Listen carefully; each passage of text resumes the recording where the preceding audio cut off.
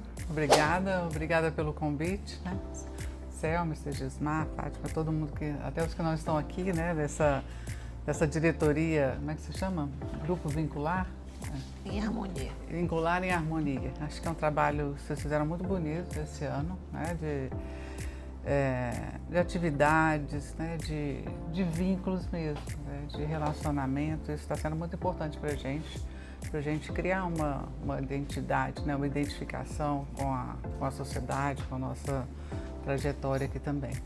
Então, muito obrigada pelo convite, obrigada, Tito, por estar aqui com a gente hoje. É uma honra. E eu vou fazer alguns breves comentários, né? O texto já foi compartilhado com todos, então, para que a gente tenha a oportunidade de aproveitar quem é mais importante aqui hoje, né? O Tito, que para a gente é a história viva da nossa sociedade, né?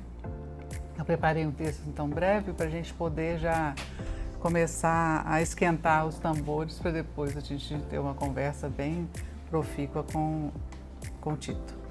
Então, boa noite, né, a todos. É com muita gratidão que eu dou início a esses comentários, especialmente honrada pela presença do Tito, autor do artigo, né? Não sei se todos já leram, mas o título dele é De Como Melanie Klein Mudou a Minha Vida e Outras Coisas Mais, ou Das Vicissitudes de Vir a Ser Psicanalista. Publicado em 1981, ou seja, 43 anos, pela revista Alter, na época jornal, né? Era jornal antes. Não há como subestimar a magnitude de poder conviver e aprender com alguém cuja trajetória transcende décadas. Alguém que não apenas testemunhou, mas construiu os alicerces da nossa Sociedade de Psicanálise de Brasília. Como disse André Green, durante uma conferência realizada em 1986, ele disse: se me perguntassem na condição de convidado, que vem de longe para lhes falar, o que há de novo em psicanálise, eu lhes responderia: Freud. Muitas vezes em nossas vidas, a novidade se encontra na valorização e no reconhecimento daqueles que nos permitiram estar aqui, agora, nesse local. Obrigada. A proposta que me permite sugerir a todos é a de transcendermos a psicanálise do setting e explorarmos também a condição de nós, psicanalistas, enquanto seres imersos no inexorável curso do tempo. É admirar a experiência e reverenciar o envelhecimento, que apesar de ser frequentemente compreendido como um limite, possa ser valorizado como uma fonte de sabedoria e renovação para a prática clínica e teórica contemporânea. Falando do artigo, né? A obra que eu apresento é um relato autobiográfico de extraordinária profundidade, muito simples, mas muito profundo, no qual o autor reflete sobre o impacto transformador da obra de Melanie Klein em sua formação psicanalítica. Eu fiz alguns recortes do texto para relembrarmos o artigo e aquecermos nossas capacidades criativas e aproveitarmos a presença do nosso querido autor, Tito. Inicio ressaltando um trecho que se refere ao impacto do seu primeiro contato com o texto de Klein. Ele escreveu: li de início com muita atenção e curiosidade, e já no meio da leitura, chocado e estarrecido, toda a descrição que ela faz, minuciosa e detalhada, de todas aquelas fantasias características dessa posição. Fantasias de ataque ao seio e ao corpo da mãe, ataques com urina e fezes, ataques ao pênis do pai, aos bebês no interior do corpo da mãe. Enfim, fantasias orais, canibalísticas de um sadismo tão intenso que, como disse, chocado e estarrecido, fechei o livro, convicto de que Melanie Klein era louca. E fechado, o livro permaneceu durante anos. E assim, como um livro fechado, terminou a formação dele em psiquiatria, né? E ele diz no texto: as relações com os pacientes duravam poucos meses.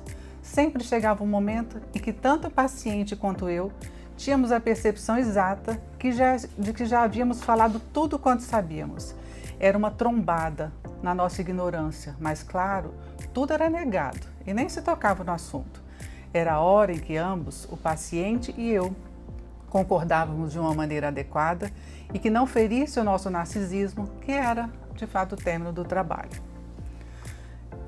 A partir de então, as angústias e algumas questões pessoais do Tito, levaram então para o divã e para a formação em psicanálise. E desde o início, quando obrigatória a submissão ao teste projetivo de Rorschach, Tito percebia o reencontro com Melanie Klein. Eu trouxe algumas imagens que estão já na internet, por isso que eu compartilho aqui. Poderia passar para a gente, Cezilmar?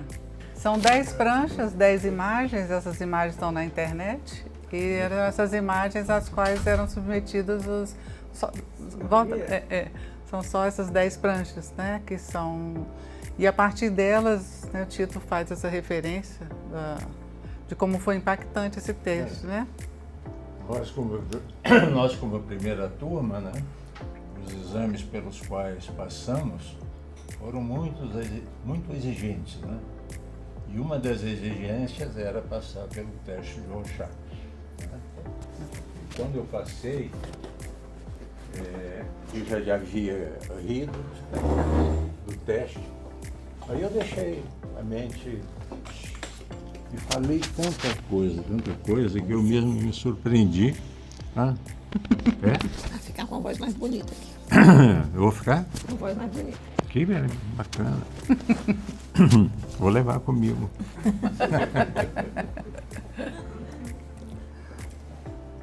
Aí pode passar, então, são 10 imagens, né? Pra quem não conhece.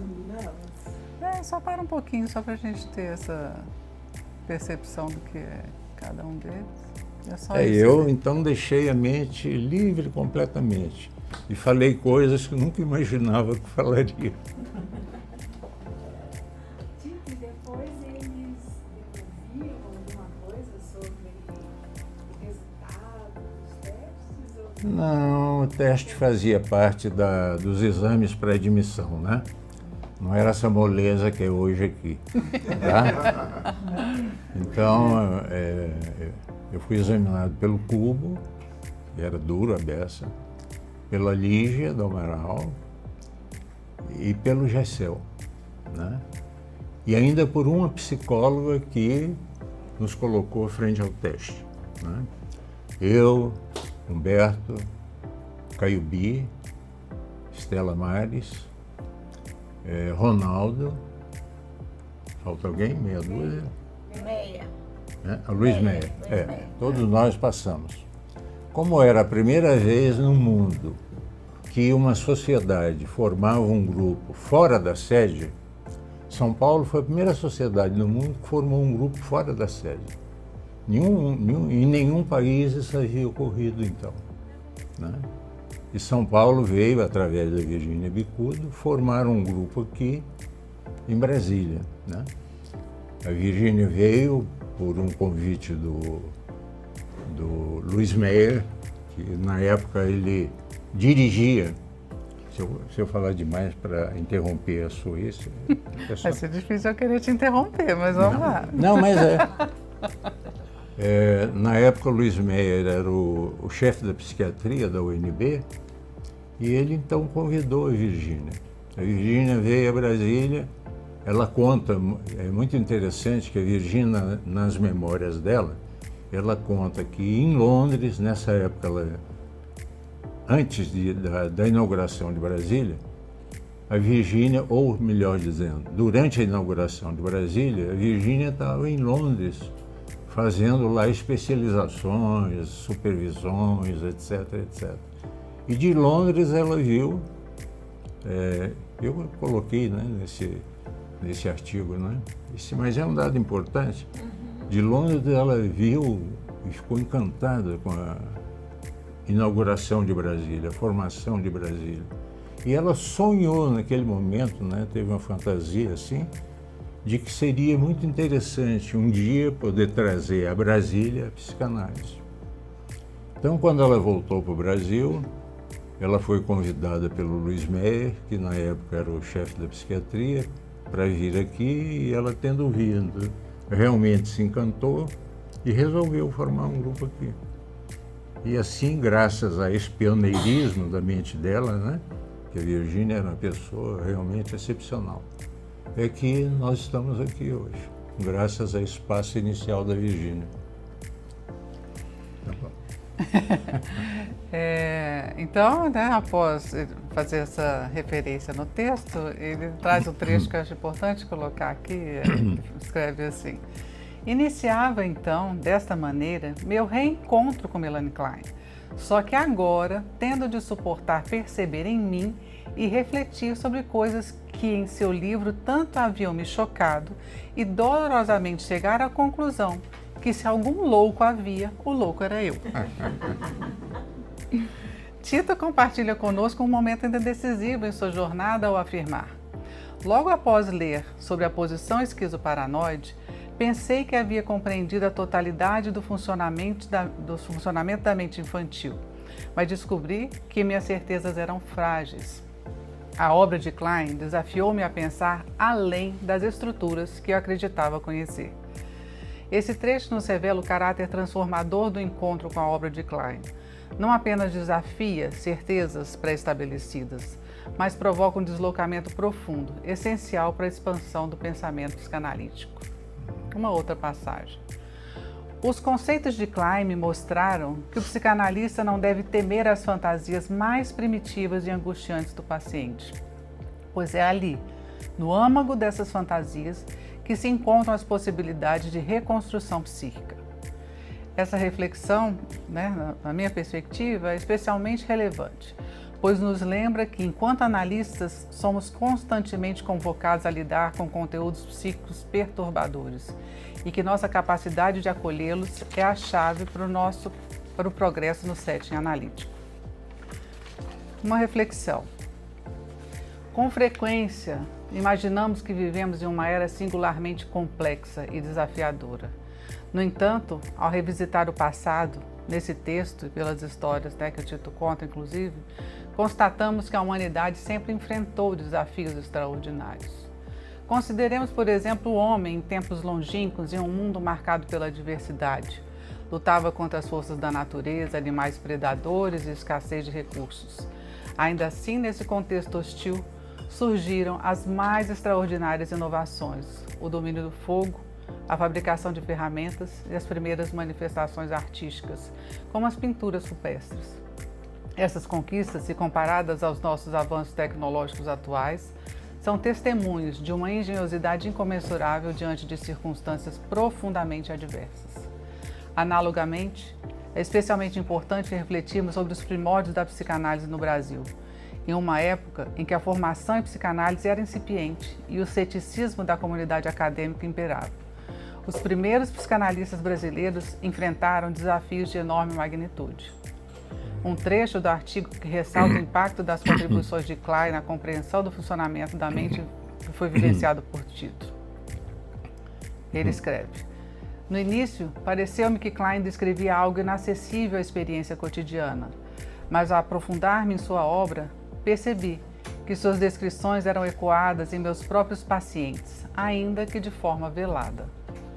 Esse artigo do Tito não apenas reconhece o impacto de Klein na sua formação, mas também coloca em perspectiva a universalidade de suas observações sobre o funcionamento psíquico humano.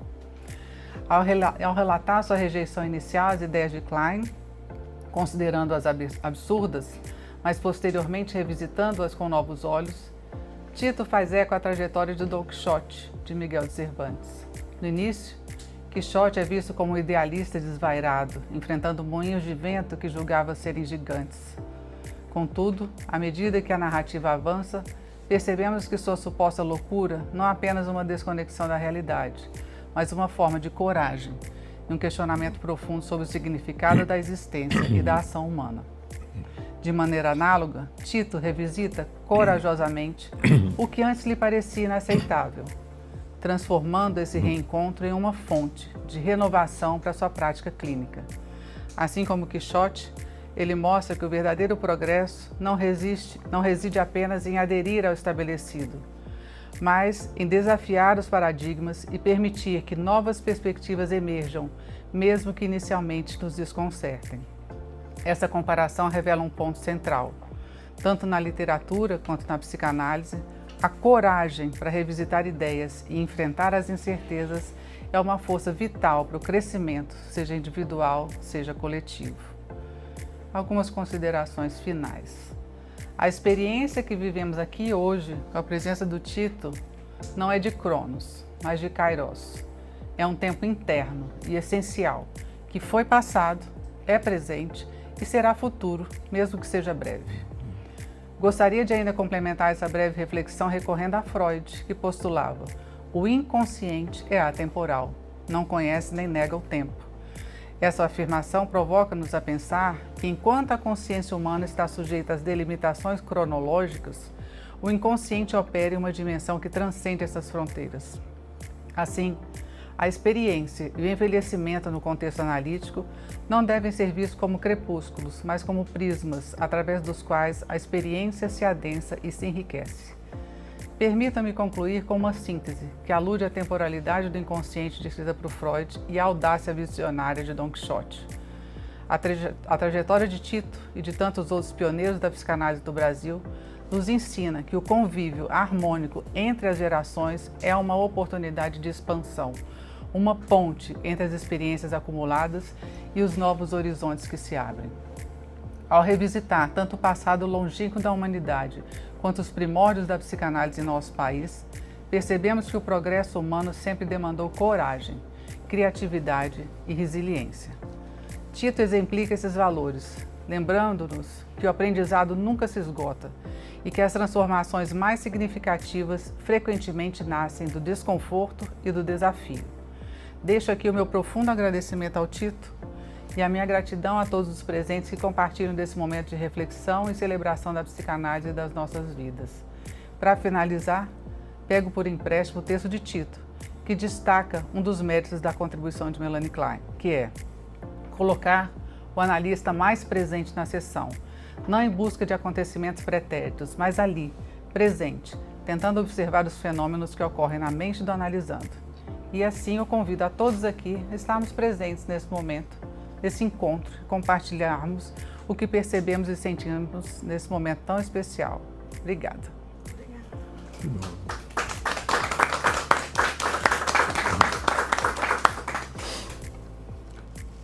Agora é com você. Agora é comigo? Igual. Agora a gente quer escutar tudo. Primeiro eu queria agradecer muito, né, o convite que me trouxe aqui hoje, né, através da AMIP, né, através da AMIP.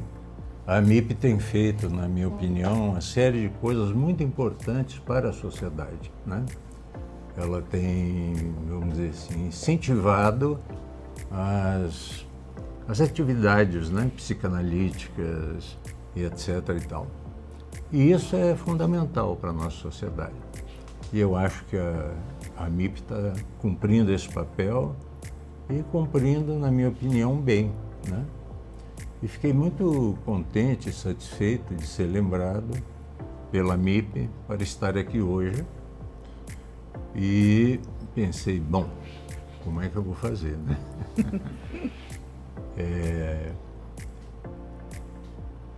Então, foram as primeiras ideias que eu tive e o contentamento também por ter sido convidado, né?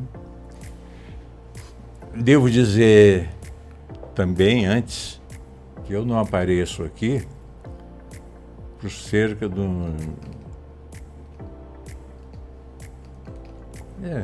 mais de 20 anos que eu não apareço por aqui, né? De 70 a 2001, eu estive presente em tudo. E não estou exagerando, em tudo. A compra da primeira sala, que hoje nós temos 3 salas, né? A Tereza talvez ainda se lembre, né, desse período. Não é? Isso. Para comprar a primeira sala aqui foi uma barbaridade. Eu fui acusado de estar forçando todo mundo a pagar, etc., né? E fizeram, inclusive, uma circular me criticando por causa disso. Aí a circular chegou às mãos da Virgínia, né? E a Virgínia respondeu me dando pleno apoio. Depois disso, 2 pessoas que estavam tentando fazer formação saíram do grupo, né? porque se identificavam só interessadamente, pessoalmente, né, pela formação psicanalítica. Então foi uma luta bastante bem vivida e com ótimos resultados, para minha alegria e acho que de todos nós, né?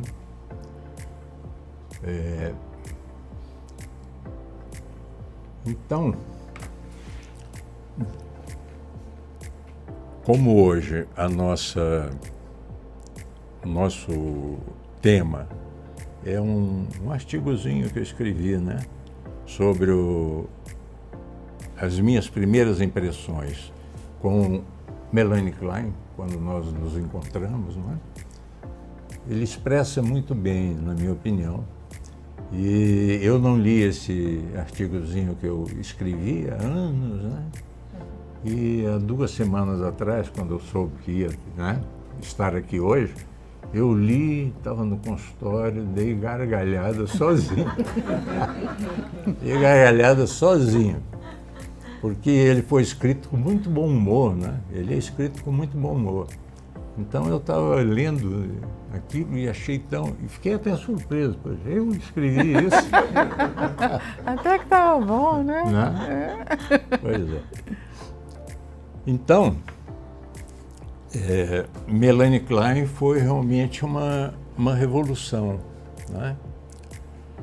E uma das dúvidas que eu tive ao vir para cá hoje é se eu falaria sobre Melanie Klein, respondendo perguntas do grupo, ou se apenas da minha experiência com Melanie Klein, né? E a resposta a essa questão eu não tenho ainda, mas para mim, qualquer que seja, vale a pena, né? Porque provavelmente o meu artigozinho muito engraçado não vai ser fonte talvez para várias perguntas, né? E sim para específicas perguntas. Mas é importante observar algumas coisas. Eu considero Melanie Klein um gênio, uma pessoa genial da altura de Freud. Na minha opinião, ela não tem nada a dever a Freud em termos de importância para a psicanálise. Até porque a psicanálise que nós praticamos hoje é uma psicanálise kleiniana. Ah, mas e Bion? Bom, Bion fez 8 anos de análise com Melanie Klein. E ele é um seguidor profundo de Melanie Klein, a contribuição de Bion, né? Mas 8 anos ele esteve ali em análise com ela. E Melanie Klein mudou a visão psicanalítica da mente humana de forma radical. Não bem a visão da mente, mas também a técnica para poder lidar com essa mente, né? Com Freud, por exemplo, era muito trabalhoso e angustiante, porque com Freud a ênfase estava no complexo de Édipo. O complexo de Édipo era praticamente a raiz para todas as coisas da formação da personalidade. Então, naquela época em que o complexo... Bom, nós estávamos no 1º ano, né? Aqui tem... Vocês são de que ano? Um parece que está terminando, né? Eu e Fátima. Estamos no 3º ano. 3º ano. Então, alunos aqui são todos do 3º ano ou tem outros anos Não, também? eu e Fátima no 3º ano. A gente tem uma turma que já acabou a parte Você, teórica. Mariana, Vitor, 14ª turma, né? Eu sou da 13ª, eu sou do egresso agora. Somos egressos. 11ª.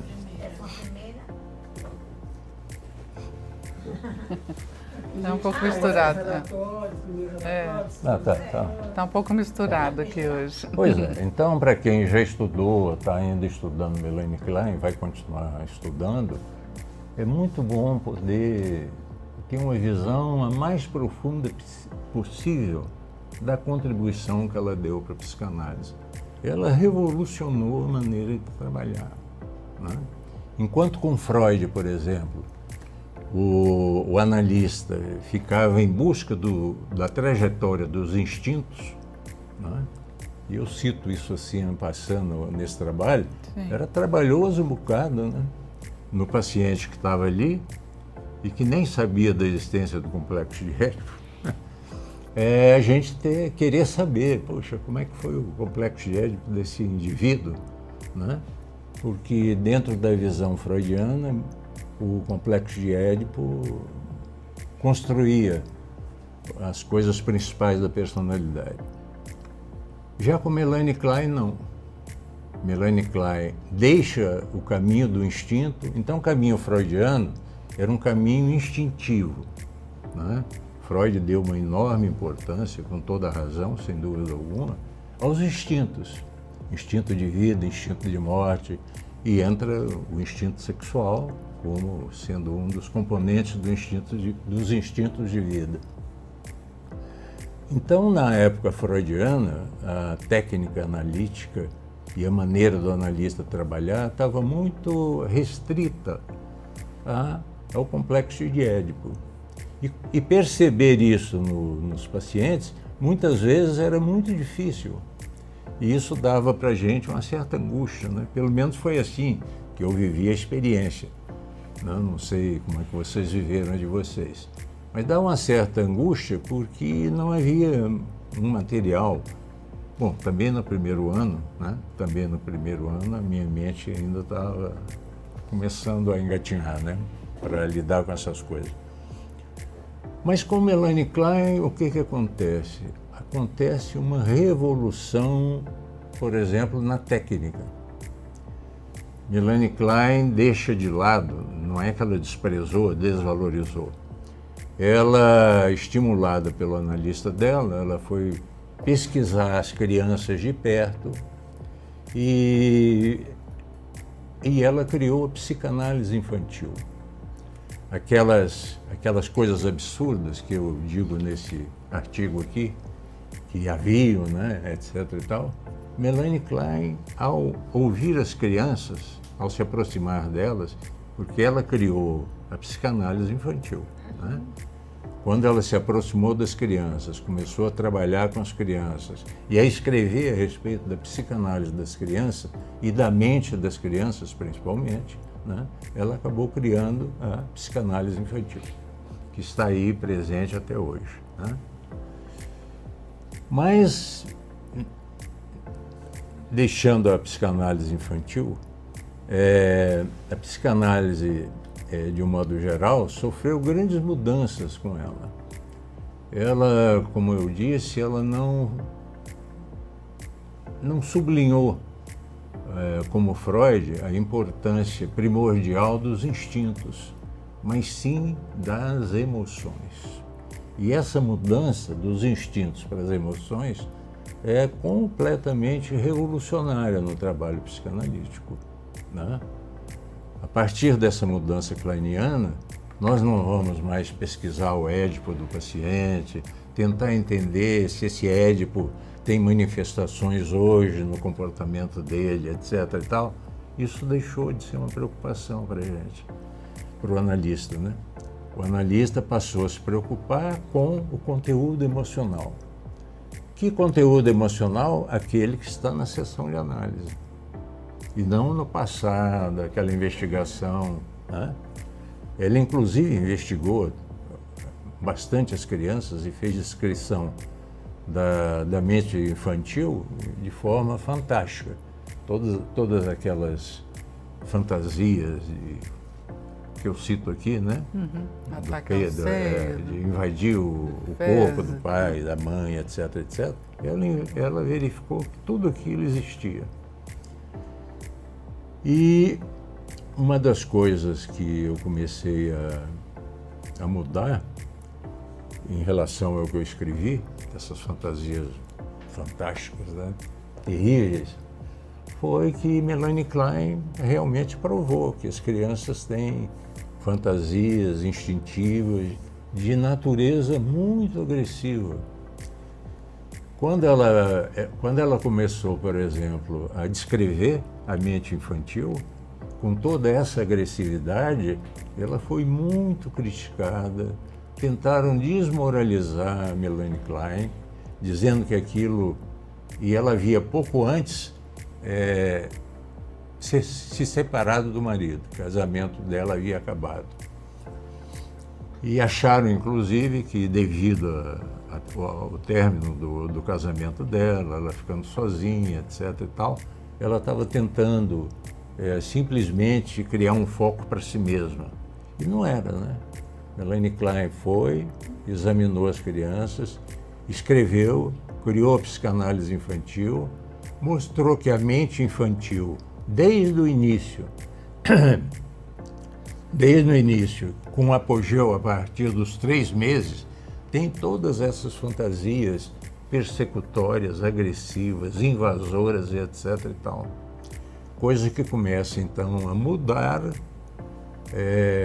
a partir do 6º mês. A partir do 6º mês, a criança começa a mudar as relações de objeto que ela tem. Então, com isso, ela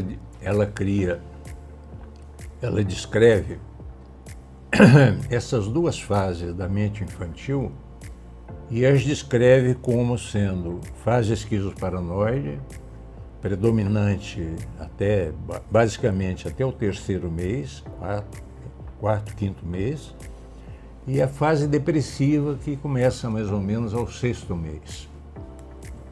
Na fase depressiva, quem quiser interromper e fazer alguma pergunta, pode fazer. Na fase depressiva, a criança então começa a ter consciência, vamos dizer assim, de si mesma, dos desejos que tem, dos instintos que tem, da violência que comete, da visão, vamos dizer assim, denegrida que ela cria da mãe ou do pai, devido à violência dela. Então, na medida em que a criança começa a perceber essas coisas, ela começa, então, a mudar, a se sentir com culpa, a se sentir autora de vários ataques que deformaram a imagem verdadeira da mãe, por exemplo. E a partir do 6º mês, ela entra, e é isso que Melanie Klein descreve tão bem, né? A primeira fase esquizoparanoide, até o nome já é extremamente verdadeiro, né? Esquizoparanoide, ou seja, esquizo em que sentido? No sentido de que a mente é toda... como é que eu vou dizer? Cindida. E há várias, né? Há muita cisão nessa época. E as partes cindidas, elas são projetadas. E aí surgiu um conceito sem o qual a gente não vive psicanaliticamente, nem trabalha até hoje, que é a identificação projetiva. A criança cinde e projeta no outro, né? E na medida em que ela projeta no outro, aquilo que ela temia e não sabia o que fazer com aquilo, passa a ser persecutório. Daí a esquizoparanoide. Esquizo devido à cisão e paranoide porque projetou no objeto e o objeto se torna então persecutório. Mas a partir do 6º mês, se a criança evolui bem, né? Então nós estamos falando numa evolução natural e que evolui bem. A partir do 6º mês, a criança começa então a ter consciência dessas coisas, de como é que ela funciona, como é que ela sente, os ataques que ela faz, da violência que ela tem, e começa então a poder reparar os danos, né? Essa pequena síntese que eu fiz da fase esquizoparanoide e depressiva, elas são fundamentais, me parece, para todos nós até hoje. Até hoje, nós não trabalhamos sem isso, né? Por quê? Porque essa foi uma percepção genial de Melanie Klein. Por isso eu, pessoalmente, considero Melanie Klein um gênio, já que Melanie Klein, ela nasceu em 1881, somente em 1914 81 para 2019, mais 14, 33, né? Só 33 anos depois, ela já estava com 33 anos, quando leu Freud, o Livro dos Sonhos, pela primeira vez, né? E quando ela leu, foi uma mudança radical. Ela ficou encantada com a psicanálise, com aquilo que ela leu nos sonhos. E na mesma hora ela quis se aprofundar nesse campo e se aprofundou. E a partir desse momento é que ela fez as coisas que eu já citei antes. Foi trabalhar com crianças, foi fazer análise. Ela fez análise com Ferenczi, Sándor Ferenczi, e o Sándor Ferenczi foi uma figura fundamental na psicanálise naquela época. Ele é que convenceu o Freud a ir para Londres, não é? Ele é que convenceu a Melanie Klein a ir investigar as crianças, a fazer análise, tudo, e se aproximar das crianças. A partir desse empurrão que o Ferenczi deu nela, é que ela então desenvolve toda a psicanálise infantil. Então eu acho fantástico, admirável. Eu acho que ninguém como Melanie Klein contribuiu tanto para a psicanálise quanto ela, né? Ah, e Freud? Não, Freud foi um gênio também, né? Mas ele foi até um certo ponto, como poderia ser e como costuma ser, né? Ela prosseguiu. Só que ela prosseguiu dessa maneira, né? Trazendo uma contribuição maravilhosa. Outro gênio, né, que está no nosso programa, Freud, Melanie Klein e Bion é outro. Só que o Bion é um kleiniano de primeiríssima classe. Bion fez 8 anos de análise com Melanie Klein, né? 8 anos. A análise deve ter sido muito boa, né? Para ficar 8 anos, né? E Bion dá, então, toda uma contribuição, a contribuição dele, a respeito da qual nós não vamos falar aqui hoje. Então, Melanie Klein mudou tudo. O passado deixou de ter a importância que havia, mas o presente adquiriu uma dimensão que nunca teve. O lado instintivo do ser humano perdeu o valor que Freud dava a ele, mas o lado emocional ganhou uma dimensão enorme, né? E se vocês observam, né, isso está presente até hoje no nosso trabalho, né? Nós não trabalhamos mais cutucando o passado do paciente. O passado, quando vem, a gente ouve e trabalha quando necessário, né? Mas a atitude é essa. Freud até facilitava com até esse ponto da técnica que ele desenvolveu, ele até facilitava o analista. Esse é um ponto que está escrito nesse trabalhinho, que eu fiquei até surpreso de ver, porque eu li isso tantos anos depois. Ele facilitava o trabalho sob a lente freudiana, facilitava ao analista e ao paciente saírem da sessão, do presente da sessão, e sim ficarem investigando o futuro. O paciente investigando as memórias, falando do passado, o analista ali também cutucando para que esse passado pudesse oferecer uma série de elementos importantes, né? Já com Melanie Klein, não. Melanie Klein deixa tudo isso de lado, o passado perde a importância, até porque, quando ela investigou as crianças, ela viu que tudo aquilo que havia no presente era verdadeiro, mas existia nas crianças também. Então, estava presente, então, né? No presente, né? Então, Melanie Klein coloca o presente como o campo de trabalho do analista, e o lado emocional. O lado emocional. Por que o lado emocional? e não instintivo. Por acaso alguém aqui tem pacientes que ainda falam muito em sexo, etc, etc. Muito raro, né? Diminui muito com o trabalho, inclusive, com influência, inclusive, do nosso trabalho. Então, por quê? Porque nós trabalhamos basicamente hoje no modelo kleiniano, que é o trabalho com as emoções no presente.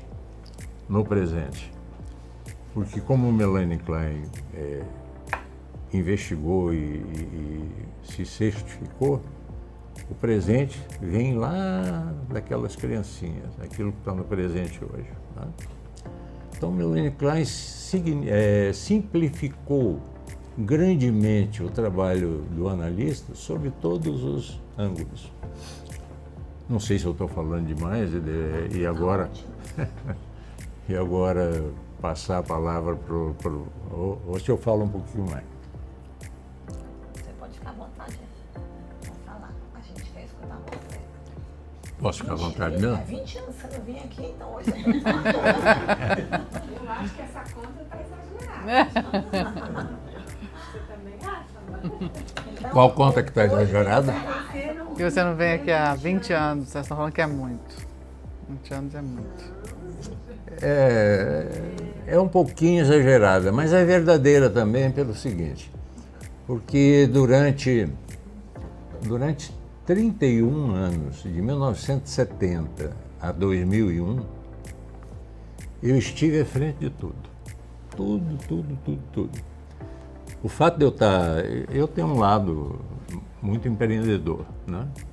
Então, devido a isso, por exemplo, a primeira sala aqui foi comprada na minha época, né? Com a minha direção. Quando nós compramos a primeira sala, houve uma revolução, houve reclamações, fizeram como é que se chama? Não é abaixo-assinado, uma declaração, uma circular, né? Acusando que eu estava forçando todo mundo a ter que pagar pela compra de uma sala, etc. e tal. E mandaram para todos os membros na ocasião e chegou às mãos da Virgínia. Aliás, eu que levei para a Virgínia. então foi bem levado, né? E a Virgínia, então, respondeu apoiando completamente o que eu estava fazendo, né? Então foi difícil, né? Mas por que eu estava dizendo isso mesmo? É porque você falou dos 20 anos. Então questionando que não é 20, não é Esse 20 tempo anos. todo. Então, durante esse tempo todo, eu tive muito trabalho e tenho muita alegria de ter trabalhado tanto quanto eu trabalhei. Mas em 2000, 2001, eu resolvi ficar só na comissão de ensino. E fiquei na comissão de ensino durante, eu acho que mais uns 15 anos. Porque a comissão de ensino não dava esse trabalho que eu tive antes, né? A comissão de ensino é tranquila, né? Até a próxima diretoria está querendo que eu volte para a comissão de ensino. Então, por isso, né, é que a partir de então, eu também tinha que abrir espaço para todo mundo. E o Silvano acompanhou muita coisa, né, Silvano? Qual foi a sua turma? A quarta. A quarta, é. Então você é uma testemunha de toda essa época, né? O Luciano veio do mal. Luciano foi a terceira, né? Eu acho que ele foi a terceira. A segunda foi Carlos.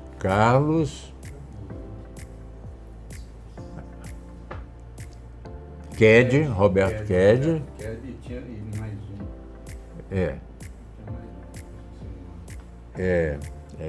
Não me lembro agora o nome dele. Foi antes. Eram 3, A Regina estava na segunda, mas depois ela teve que sair, não sei Regina porquê. estava na terceira. Na terceira, né? Daí pra mim. Ah, tá. Bom, E você foi meu supervisor. é. Você pode não lembrar, mas eu lembro. Não, eu fiz tanta supervisão, né? Bem, não sei se basicamente, eu acho que basicamente eu falei o que queria, né? Então, fico agora disponível para responder o que vocês quiserem, se eu puder.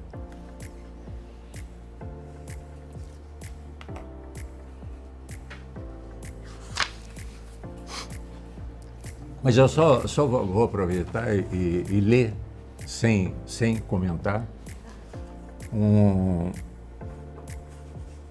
uma anotação que eu fiz das principais contribuições de Melanie Klein.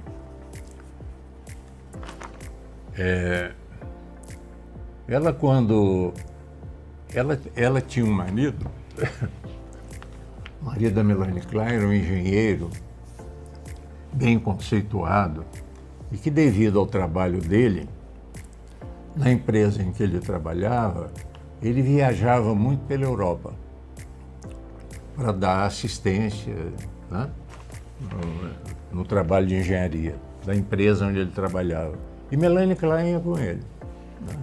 Só que Melanie Klein, ele quando ia, por exemplo, para uma cidade pequena, sem movimento cultural, isso para Melanie Klein era terrível, de ter que ficar numa cidadezinha onde não havia movimento cultural, onde ela não podia, vamos dizer assim, exercer, né, toda a curiosidade que ela tinha de ler, de pensar e etc e tal.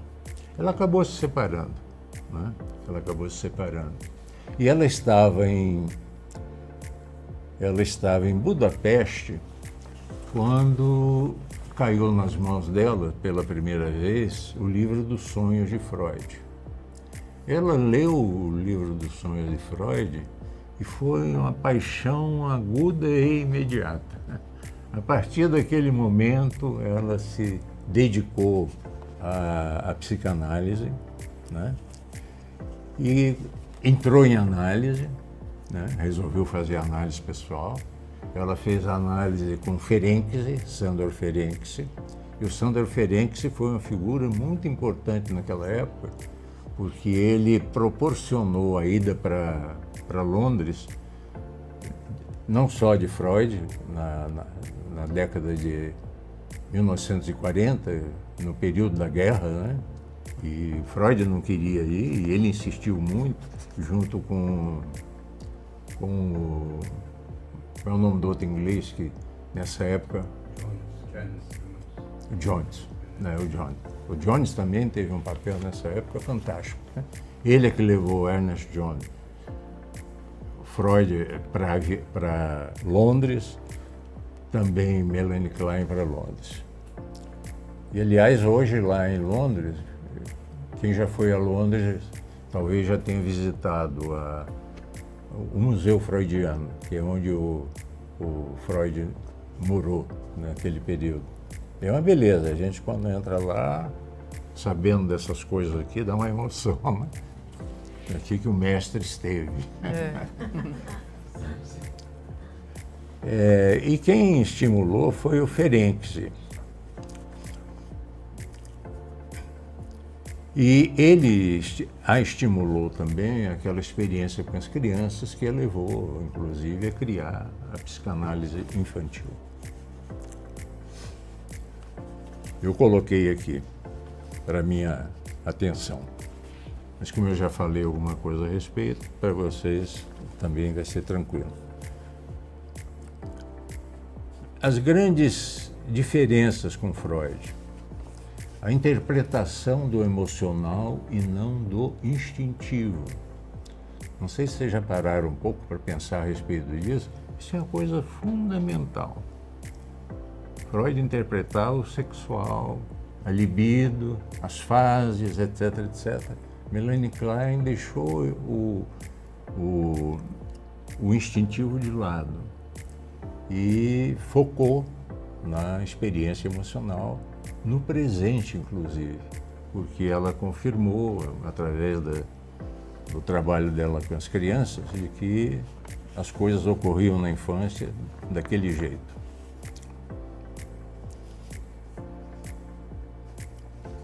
Devido a tudo isso, ela criou a posição esquizoparanoide e depressiva, que para nós, o nosso trabalho, é muito importante até hoje, né? O paciente fala isso, aquilo, aquilo outro, posição. Esquizo paranoico. Ele está ainda muito primitivo. Está numa fase ainda muito primitiva. Objeto parcial, angústias persecutórias, identificação projetiva muito frequente, muito grande. Tudo nessa fase. E depois, na depressiva, ele então começa a se integrar e perceber que tudo aquilo era dele. E além disso, objeto parcial, outro conceito dela muito importante, né? Então, basicamente, fazendo uma síntese de alguns aspectos que eu considero fundamentais da Melanie Klein, é essa contribuição que eu poderia dar. Se puder responder alguma coisa, tudo bem. Eu só fiquei curiosa porque antes da gente começar a falar, você falou que ia contar uma história curiosa, acho que era da casa do Ronaldo. Ah, Aí essa é boa e vale a pena ouvir. deixa eu seguir. Essa é boa e vale a pena ouvir. Essa é boa mesmo. Eu terminei a sessão com a Virgínia, né? Saí do consultório e o Ronaldo estava na sala de espera aguardando. Aí eu sentei lá ao lado dele, ficamos conversando. A Virgínia geralmente demorava uns 5 minutos para chamar o analisando o seguinte, né? Então, passados 5 minutos habituais dela, ela não apareceu. Aí, 10 minutos, com 10 minutos ela aparece. Ela aparece na sala de espera, eu estava lá ainda com o Ronaldo, e ela aparece ansiosa e fala: a Lígia está presa no banheiro. Será que vocês me ajudam a tirar a Lígia de lá? A Lígia Alcântara é uma das didatas famosas de São Paulo, né? Eu fiz muitas supervisões também com a Lígia. E a Lígia tinha vindo naquela época, que a primeira turma nossa teve o privilégio de ter aulas com todos os didatas de São Paulo. Eles vinham para cá, veio até o Mr. Phillips, né? Veio, todos. E a Lígia está presa no banheiro, aí nós fomos lá. O Ronaldo e eu, a hora de mostrar como nós somos, né? Aí fomos lá, olhamos, etc., e não vimos nenhuma saída. Aí eu falei assim: quem sabe tem uma entrada pelo telhado. Pode ter uma entrada pelo telhado, para o teto do banheiro. Aí pegamos uma escada, Virgínia, a senhora tem aí uma escada? Ela arranjou a escada para gente, pusemos lá no muro do jardim e eu subi. Nunca vi um muro tão fino. Parece que em vez de eles fazerem o muro com tijolo assim, fizeram assim. Aí eu subi e fiquei me equilibrando lá. E fui andando, e realmente estava difícil. Mas naquela época eu consegui, né? E Virgínia lá embaixo, toda tensa, angustiada, olhando para a gente, né? E o Ronaldo também. E aí o tempo tinha passado, etc., etc., e chega a Estela Maris para a hora dela, né? Chega a Estela Maris. Aí lá embaixo ficaram a Virgínia olhando, eu no muro, o Ronaldo e a Estela Maris, né? E eu lá, Aí eu cheguei ao telhado, mas não havia mesmo saída, né? Aí eu voltei e falei: ó, não tem saída. O jeito é pela porta mesmo. A porta tinha, essa ali não tem, mas a maioria das portas tem aquela bandeira em cima, né? Sabe aquela bandeira? Às vezes é de vidro, às vezes é da própria madeira. Então, voltamos lá, pegamos uma escadinha e o Ronaldo, então, falou para a Lígia: olha, a senhora Lígia, fique lá no canto que eu vou derrubar a bandeira, né? E então o Ronaldo sobe, dá um murro na bandeira, e a bandeira cai do lado de lá, não pegou em ninguém, né? E com isso o Ronaldo tenta, pela bandeira, pular lá para dentro. E ele fica preso pela metade, com aqueles pezinhos assim. E aí eu vou lá, empurro o Ronaldo Empurra o Ronaldo devagarinho, né, para ele não ter um tombo maior e tal. Mas no fim o Ronaldo caiu, não se machucou, etc. e tal. E lá de dentro ele conseguiu estourar a fechadura. É. E dessa forma a Lígia saiu. Salvaram-se todos. Mas foi um episódio tanto, né? Foi. Um episódio tanto. Ai, que beleza. Tipo, um desafio, né? Pro sétimo, né? Quer dizer que Oh. isso não atrapalhou o sétimo, porque o sétimo e a É. puderam viver E maior. é claro que nas sessões seguintes houve muita risada, né? Porque a Virgínia, ela tinha essa capacidade, né? Aquele analista frio, que só pensa ali no aqui e agora. Não, a Virgínia não era assim. Quando havia razões para, a gente conversava também sobre outras coisas, né? Então, depois desse episódio, as sessões seguintes foram gozadíssimas. Mas o Tito foi Depois tudo voltou ao normal. O Tito foi responsável por eu perder e ganhar uma sessão com a Virgínia. Como foi? Por causa da tal da sala. Né? Eu acho que foi no dia ou logo depois que ela recebeu a carta. Né? E tocou no assunto, a gente tocou no assunto logo no início da sessão, alguma coisa a respeito disso. E ela desandou a falar a questão da sala, que era um absurdo estar em conta, que era importante. Falou a sessão inteira. É? Falou a sessão inteira da carta, que não podia, né? E no final da sessão, e tem mais, essa sessão você não paga. Eu pago, claro que eu pago. Eu não sabia. Eu perder essa chance de ver como é que um analista fala sem estar em psicanálise? Não. É assim, é? Então tá bom. Essa eu não sabia. Que espetáculo essa sessão Agora, sua. o domínio do setting que ela tinha Era completo. podia falar Completo. o que quisesse, É. dançar nu na frente dela, que não tinha problema. Né? É. Segurar o setting. Ela era uma figura, uma analista maravilhosa. Uma piada que se fala sobre a diferença entre o analista kleiniano e o analista freudiano é que o paciente do analista freudiano estava presente na sessão, né? E o analista freudiano morre, o analista.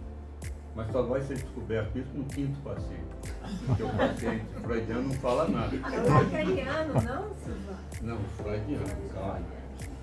E o kleiniano é o contrário. Né? O paciente morre, só vão descobrir no quinto, que o kleiniano não para de falar. Eu conheço desse jeito, mas se eu conhecer de outro, Quem não tudo fala bem. é o lacaniano. Essa é muito boa, não conhecia. Agora, eu acho que uma coisa que eu acho interessante a respeito da Melanie Klein é que eu acho que mais que tudo ela liberou a fantasia para o analista. Sabe? Ela deu chance a que o analista pudesse exercer um poder de fantasiar, né? E não só fazer os construtos freudianos, mas de fantasiar e pensar junto com o paciente de uma forma muito mais livre. Eu acho que isso é fantástico. É isso mesmo. As fantasias adquirem com ela uma dimensão muito maior, né? Uma importância muito maior. E assim, chega numa dimensão analítica, né? Quer dizer, sai do domínio do imaginário. Eu Isso. acho que é um negócio muito bacana. Queria dar uma sugestão. Acho que a cada término de um curso de Melanie Klein de sociedade tinha que ser fechado com uma aula, não é bem uma aula, uma conversa contigo. Porque você não fala da teoria, você fala da vida, você fala da experiência, né, de uma forma tão clara, tão leve, Né. sabe? Que é encantadora, assim. Eu acho que assim, a cada término, se algum dia eu for diretora do Instituto, Obrigado. cada término eu Que tenho bom. uma conversa com você. Que bom. Eu só tinha conhecido assim mais antigo para conversar adoro, porque o Luciano Luiz sempre conta a história da sociedade, né? E como eu sou analista de informação, é muito bom conhecer. Aí agora conhecendo o Tito com essa história toda, o Silvano também, é tão bom, eu estou tão emocionada de poder conhecer, né? Assim, como começou e por que nós estamos, né? E o legado que nós temos pela frente, né? Também agradecer vocês que estão aqui, né? Lúcia, Tereza, Silvano, né? São os mais antigos também, né? Que estão dando continuidade. E nós, analistas de informação, é um desafio muito grande para a gente seguir vocês, porque vocês... Uma das coisas que eu acho que acontece hoje, com as turmas de hoje, eu não sei se eu estou certo, é uma impressão que eu tenho, né? Eu acho que as turmas de hoje não são tão íntimas entre si, os membros, como eram antes, né? Como era antes. Na minha época, por exemplo, vinha o Ferrari, por exemplo. Ferrari, os pilares da Virgínia, com os quais ela contou para construir a nossa sociedade. Ferrari e Gessel. Gessel e Ferrari foram fundamentais, né? O Cuba também foi, mas porém ele veio muito menos, né? Então, na época em que eles vinham, havia o problema. E depois tem que falar do presidente da IPA que veio aqui. Quando eles vinham, a gente saía com eles, ia jantar, tinha programa, a gente fazia programas, entende? Fazia programas. Eles dormiam no hotel, porém todo dia tinha quem ia pegar, quem trazia, etc. e tal. É claro que vindo professor de fora, fica mais fácil fazer isso, né?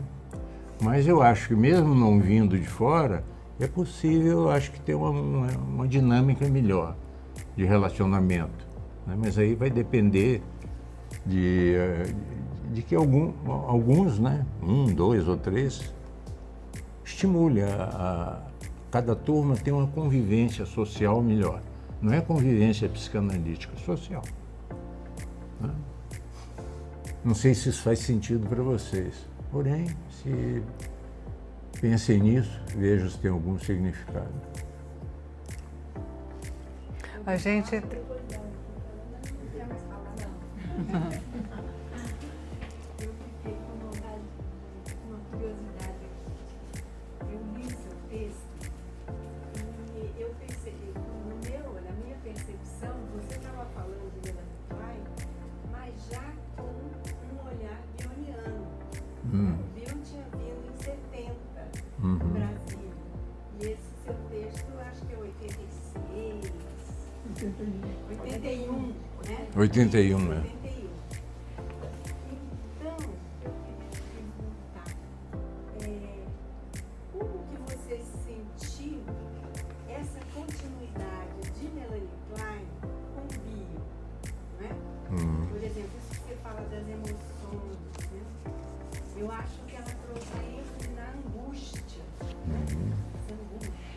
E depois o Bion vai falar tanto disso, né? A capacidade de lidar com angústia, né? E que isso como condição para o pensamento, né? Eu penso que isso ele deve ter trazido lá de Melanie. Claro, eu acho. Né? Depois de 8 anos de análise com a Melanie, né? O que o Silvano lembrou da fantasia e que o Bion vai falar do Hever, né? Que é também algo que dá uma continuidade. E o Bion estimula exatamente nesse sentido, né? Quando ele propõe a importância de sem memória, sem desejo na sessão, é para que o analista possa ter melhores condições de perceber aquilo que é essencial, que é o emocional. O trabalho essencial do analista é trabalhar com o emocional. O mais importante, né? Então tem essa continuidade. Tem, ele dá uma continuidade. E tem lá também as coisas dele individuais, as contribuições originais dele, né? Por exemplo, sobre o pensamento, a teoria dele sobre o pensar, né? É muito importante. O que mais, Silvano? estava pensando numa vivência pessoal minha sobre essa questão da transgeracionalidade, vamos dizer desse jeito, em que as coisas vão passando de um para o outro, você nem percebe nem sabe como. O meu segundo trabalho de supervisão, que o senhor participou, né, eu citei... O senhor participou? Né, participou. Foi uma briga feita. É. Foi. Dito não é isso que vocês estão vendo aí. Isso aí, esse soft aí é bacana, não? Tito Soft. Eu citei muitas vezes o Monekiri, que é um autor muito pouco difundido, muito pouco comentado, e na época também era muito pouco comentado. E aí, depois que o trabalho ficou pronto, a gente apresentava em São Paulo na época, né? Tinha uma banca lá em São Paulo que examinava os relatórios, discutia os relatórios. Aí eu fui mostrar para a Virgínia, né? Olha aí, é isso aí e tal. E eu não tinha feito supervisão com a Virgínia, tinha feito análise só. E aí chegamos lá, ela começou a dizer, que interessante, você cita o Mr. Monekiri e tal. Pois é, ele foi meu supervisor. Nunca tinha, né, nunca tinha falado disso e tal. Disse, que interessante, como é que você descobriu ele? Eu fui lendo e fui achando que cabia e tal. Pois é, eu fiz supervisão com ele, ela me deu um livro dele, com obras completas, Monekiri e tal, né, com dedicatória para ele. Um gentleman andava de chapéu coco e bengala e tal. Né? Como é que essas coisas vão passando, né? Você não percebe, você não sabe, mas são. Né? Então, cada um de nós vai deixando uma pequena marca, né, no outro. E as coisas vão seguindo.